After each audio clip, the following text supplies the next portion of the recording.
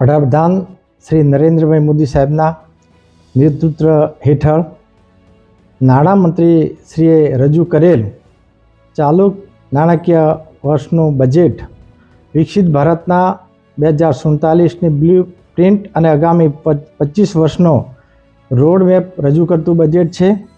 આ બજેટ ભારતના વિકાસમાં સાચી દિશા અને મજબૂત પગલું છે. ભારતના આત્મનિર્ભર બનાવવાના ઉદ્દેશથી મજબૂતાઈથી આગળ વધવામાં આ બજેટ ખૂબ જ ઉપયોગી થઈ પડશે.